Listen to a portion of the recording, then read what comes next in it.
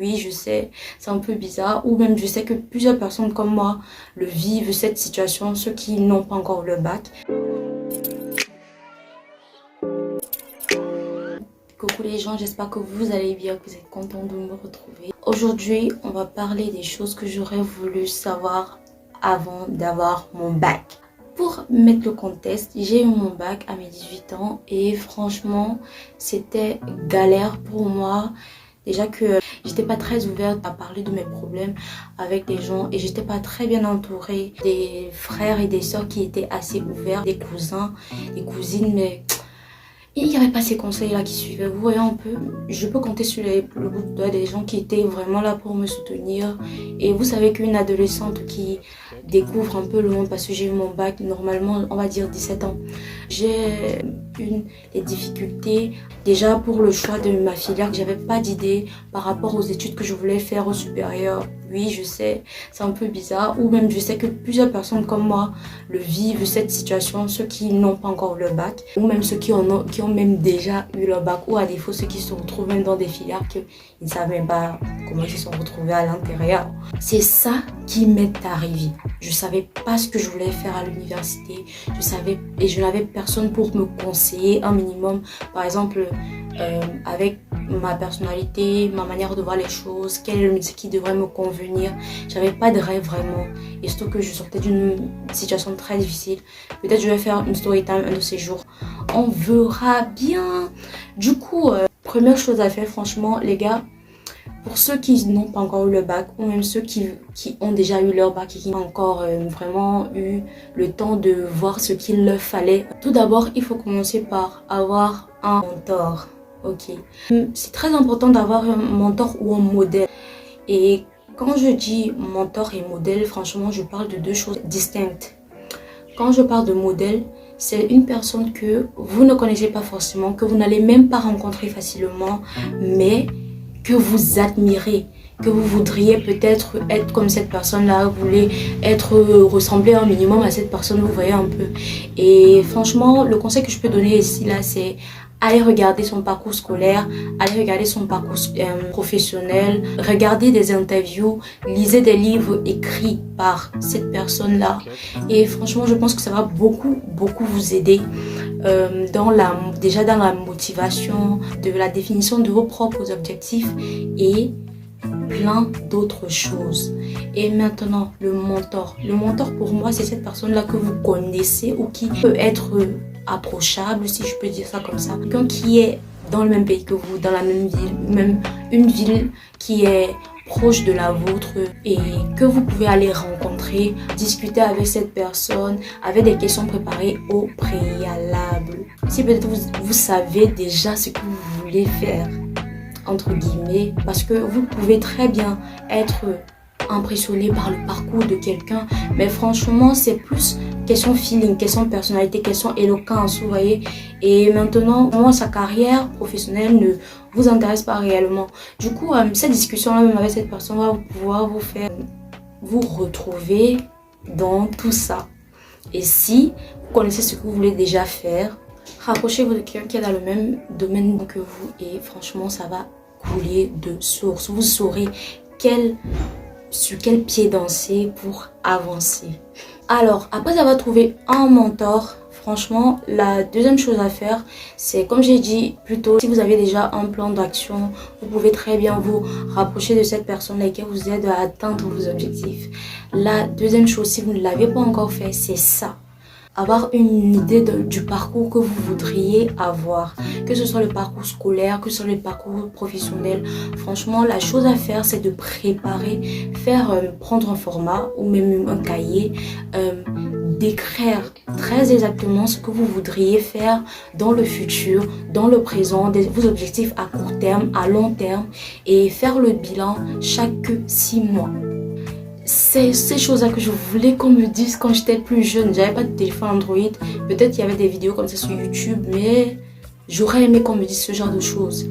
Du genre, préparez votre avenir dès maintenant. C'est aujourd'hui que ça se fait. Et non demain ou dans 2 ans ou dans 3 ans. Votre avenir commence aujourd'hui, à la minute même que je parle. Prenez un cahier ou un agenda, ça sera même mieux un agenda. Vous écrivez vos objectifs à court terme, à long terme. Qu'est-ce que vous vouliez faire dans l'avenir? Quels sont vos métiers de rêve? Quels sont les moyens par lesquels vous pouvez atteindre certains objectifs? Ainsi de suite. Et vous verrez que à chaque fois que vous allez faire le bilan, chaque 6 mois, vous serez motivé. En fait, ça va même vous motiver. Si vous franchement vous mettez au charbon pour réaliser tous vos objectifs énumérés. Et franchement, quand vous faites vos objectifs là, moi par exemple, l'objectif que j'aurais aimé avoir en ces moments-là, c'est franchement améliorer mon anglais.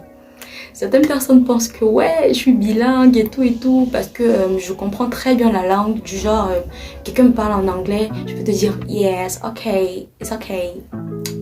Oh, alright, I'm listening you. You know, les gens pensent directement que ouais, elle est bilingue et tout, mais non. J'aimais beaucoup l'anglais au secondaire. Franchement, je kiffais cette langue. Mais soyons sérieux, soyons francs. Nos programmes à l'école, au collège, au lycée, franchement, ça ne peut pas nous aider réellement à apprendre la langue. Je sais pas si c'est par rapport à l'implication, parce que moi, personnellement, j'étais très impliquée. J'avais toujours la première note en anglais, toujours les bonnes notes et tout, mais l'expression orale était très compliquée pour moi. J'étais douée sur la feuille, sur papier, mais l'expression orale c'était compliqué. Du coup, j'aurais aimé qu'on me dise que Maëva, travaille ton anglais réellement. Genre, travaille réellement. Parce que, voilà, de nos jours, quand tu vas avoir le travail ici au Cameroun, quand tu vas avoir des opportunités, faut parler l'anglais. C'est vrai que ça dépend aussi des corps de métier. Comme moi, je vais être assistante de direction ou RH et tout ce qui va avec, mais je travaille dans l'Astana, et l'Astana c'est recevoir les gens, être capable de discuter avec toutes les personnes qui arrivent devant toi. Du coup, forcément, tu auras poussé à parler plusieurs langues, et dans mon cas, l'idéal, ce serait d'être parfaitement bilingue, et c'est mon anglais que je suis en train de travailler tous ces jours-ci. J'espère que voilà, que ça va être, que je vais réussir à franchement améliorer mon anglais. Mon anglais. Et entre autres, j'aurais aimé qu'on me dise de mettre le paquet pour vaincre ma timidité. Je suis trop timide. C'est vrai que ça a changé. Quand vous me voyez parler comme ça là, à l'aise, rapidement, c'est facile, mais avant j'étais grave timide. Du genre, j'arrivais même pas à m'exprimer devant les gens. Bizarre, non? Pour quelqu'un qui était bonne à l'école, mais j'avais eu la difficulté à m'exprimer devant les gens. Quand il y a 2 personnes, c'était mort.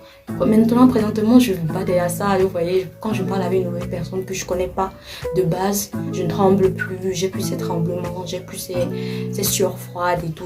J'ai toujours un problème quand je vois une assemblée qui est assez importante, de plus de 3 personnes.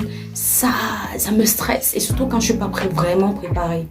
Donc pour l'instant, je travaille sur le fait de pouvoir m'exprimer facilement devant les gens sans forcément être préparée au préalable. Parce que quand je suis préparée, je n'ai qu'à peut-être m'en tenir à mes fiches, m'en tenir à ma marche à suivre, et c'est facile. Du coup, vaincre ma timidité, c'est ce que le moi du présent aurait dit au mois du passé, et que le mois du passé aurait voulu savoir. Franchement, ça allait upgrade ma vie de ouf. Je vous jure que si j'avais fait toutes ces choses-ci, normalement, à mes 17, 16, 15 ans là, je serais loin. Et finalement, pour aussi rebondir sur quelque chose qui est aussi très important, c'est cultiver l'esprit entrepreneurial. Moi, personnellement, je n'ai pas cet esprit entrepreneurial. Je suis quelqu'un, je suis très économe. Quand on veut faire les tontines et tout, je suis là, tranquille. Mais je me suis rendu compte que tous les petits commerces que j'ai déjà fait dans ma vie, j'ai pas pu économiser. Ça, c'est mon expérience personnelle. Mais concernant à ce que je suis en train de donner, le message entre guillemets, franchement les gars, faites l'effort d'avoir un petit commerce. Même si vous vendez les œufs, les biscuits, les croquettes, je ne sais pas trop quoi.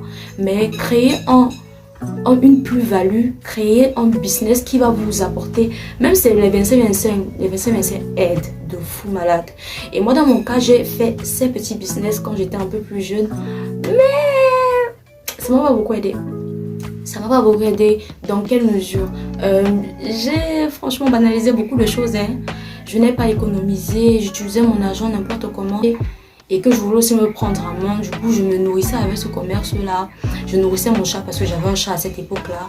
Et je payais mon transport pour aller à l'école. Du coup, je me suis rendu compte que j'ai pas économisé. Donc, cultivez votre esprit entrepreneurial, créez des petits business et apprenez à économiser. Ça va beaucoup vous aider dans un futur très proche. Je m'adresse franchement à mes petits frères et mes petites sœurs et même à ceux qui sont un peu plus grands. Franchement, si j'avais su toutes ces choses-ci là avant d'avoir mon bac, je serais très loin. I swear to God.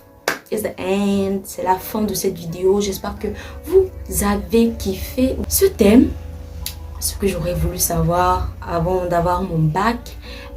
Dites-moi toujours en commentaire si vous avez d'autres conseils à ajouter pour nos petits frères et même pour ceux qui vont venir. C'est que la vidéo va les intéresser et qui va forcément les aider.